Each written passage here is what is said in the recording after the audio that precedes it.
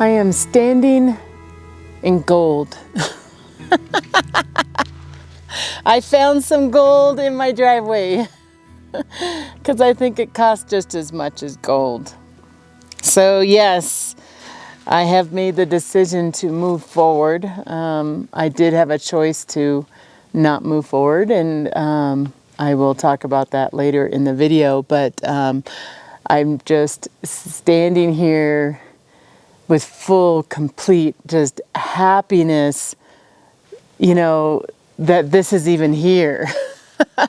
Because you don't realize how much it was to get this stuff here. Like it's been a headache. It really has. It's been a lot harder than I would have ever expected it to be able to purchase lumber and get it to my property. And it's here. And now all I need is the framers to come. And let's hope they come next week. I'm really hoping they come. So this is not all the lumber from my house. However, it does look a bit, I don't know, they just kind of like just dropped it off kind of not very nicely, I would say. You know, things are falling over. I got a broken board down here. I wouldn't say that it's the best quality of a drop-off, but I am very happy that it's here. And I don't know, maybe this is how they drop off their lumber. I don't know. But I think at any moment, this is going to fall down. You know? Well, it's going to fall down that way. That's why I'm standing on this side. It's like teetering. Literally just teetering there. I don't know how the guys are going to be able to unstrap this and organize it enough so that way they can do my floor, which is the next thing that we're going to do. So I'm going to turn the camera. We're going to start looking at my crawl space area and just kind of chat a little bit about like the lumber market and the weather and what's been going on and why is it taking so long. You know, I have a lot of answers for you on that.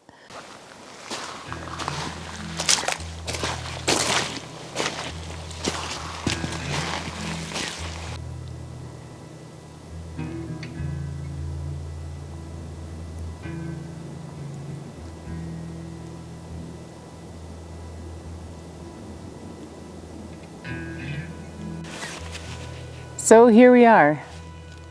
It is April. And we have lumber here. And I am very happy for that. And also nervous and all of that comes with it, you know. And again, I do try to be honest in regards to building my cabin. It's not so much of how to build a cabin. It's also, I'm changing my life here, you know, like this is my future home. And as you guys know, I have sold my house now, and I am now building my house here. And it can make you a little nervous about some things when things don't go right, you know. And I think in a lot of cases things didn't go as to planned. I would say in most cases they didn't. They didn't. I was hoping. You know, I was told in February that I was next and they'd be starting in 2 weeks. And then other things happen and other things happen, whether it be weather or lumber market issues or material issues and going back and forth with the builder and, you know, regarding the cost. And I don't only qualify for a certain amount of money. Is what it is. And that is what my construction loan is. So I qualify for X amount. So if I go over that, I have to get another loan from somewhere else, is kind of how it works. So there's a lot of paperwork involved and there's a lot of chatting and talking and negotiating involved as well as I was asking the builder, I said, well, what can you do to do some value engineering And when I mean by value engineering, I'm talking about, let's look at what we got here. Let's look at what I'm purchasing and what could we do differently to make it less expensive. You know, for lack of a better word, less expensive is what I was looking for. Now, I was told that going back to my engineer and getting things respec'd would cost me more money. And so I didn't want to go back to the engineer to get him to respec the house for the materials, because he's the one that says how many I-joists, which you'll see over here, and maybe I can point out some of the stuff that we got here. You know, how much I-joist do you need? How much LVLs do you need? How many 2x6s or 2x4s or whatever? How many do you need? That's really based kind of more on the engineer's spec. So we're going back to the engineer. Now, all this was going on during this time that I've been trying to get you guys caught up in these videos.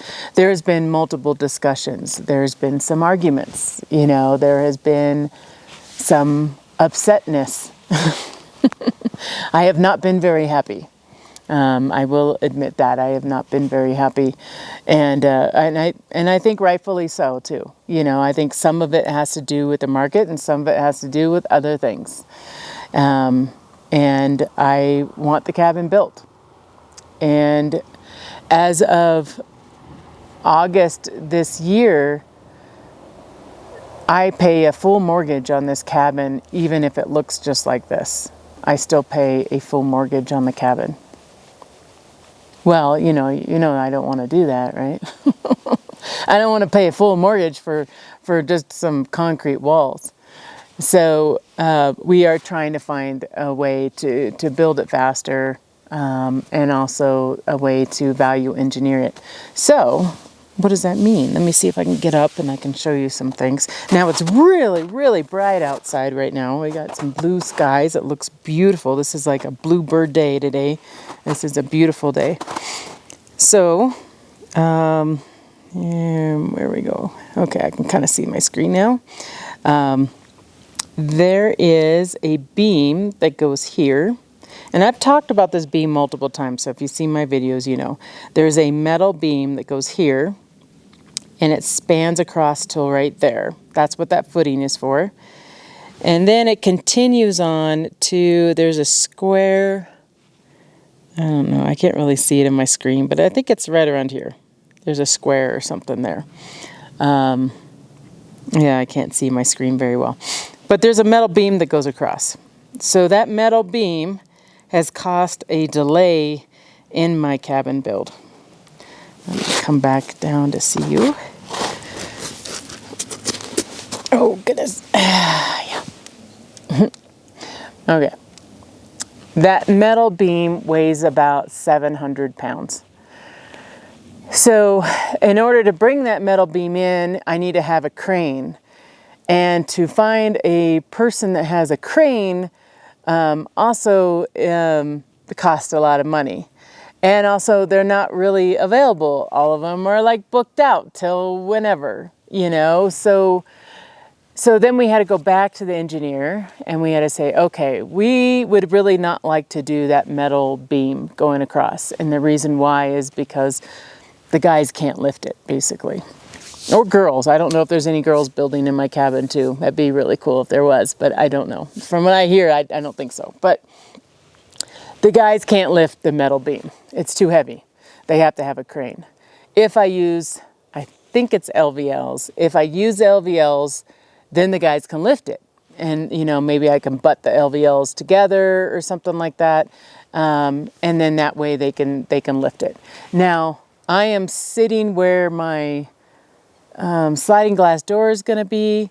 There's also some metal beams going straight up. Like he engineered this cabin to be like to survive a hurricane. You know what I mean? He like over-engineered it, which I thought was just fine. But I didn't realize it was going to cost me a lot of money because he over-engineered it. So we had to go back and we had to change that. So that was part of the delay, is going back and forth. And I think that, and I'm not 100% sure, but I'm pretty sure that the builder had to go to the county and tell the county, because the county already put their like stamp on it and approved it. They had to go back to the county. Again, remember, everything here has to do with codes and all that kind of stuff. So that was a big delay. Another one was, you guys, I know I talked about with you that I really wanted to have cement board siding.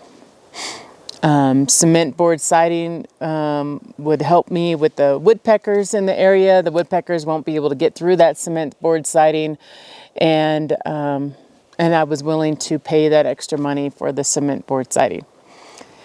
Turns out the guys don't like working on cement board siding. And remember, I only have a few contractors out here to choose from. They don't like working on it, and they're whining about it. And cement board siding is like, I don't know, 2 to 3 times as much as the regular siding. So then I had to go back to the builder and be like, okay, if we're not going to do cement board siding, how much will I save if I do LP siding, which is just, it's a pretty strong product, but I don't think it's woodpecker proof, you know, like, I don't know. But it's to save me money and to get the cabin built faster. So I have changed my cement board siding that I wanted so much to LP siding, which again is rated pretty well. There's no rating on woodpecker. And in fact, I don't even know if there's a rating on woodpecker for cement board siding. But cement board siding it has a lot of toxins in it and stuff like that. And the guys just really don't want to work with it. It's very hard to work with. And I have these big panels and they break easily, all that kind of stuff. So that's why we're going to go with LP, which it looks a little bit like, OSB, actually. It does. It looks a little bit like OSB. And some of it's going to be like reverse board and batten. And I've already showed you pictures of that kind of stuff. And some of it's just going to be flat. So again, I'm just trying to make it as easy as possible for people to side my house. You know what I mean? I haven't changed that, actually. That was the design I was going for in the first place. And, but we had to go back and forth, and LP was more expensive than this random, I call them random, I don't know, this company that's up in northern Canada, or up in Canada, I don't know exactly where in Canada, they're up in Canada, and they paint the product for me, because I do wanted pre-painted siding. That was a requirement of mine, pre-painted siding that lasts 30 years, because they have a 30-year warranty on their painted siding. I wanted that because I didn't want to have to repaint my house. You know, like in the city, I've had to repaint my house every about 5 to 7 years. And I just didn't want to have to do that here. And so that's the reason I wanted pre-painted siding, which I had to use their colors, which aren't 100% what I wanted, but close enough. It'll work. So we went back and forth. Actually, I had a buddy that worked for LP. He came over to my house. He gave me samples. I'm like, cool. I picked out colors.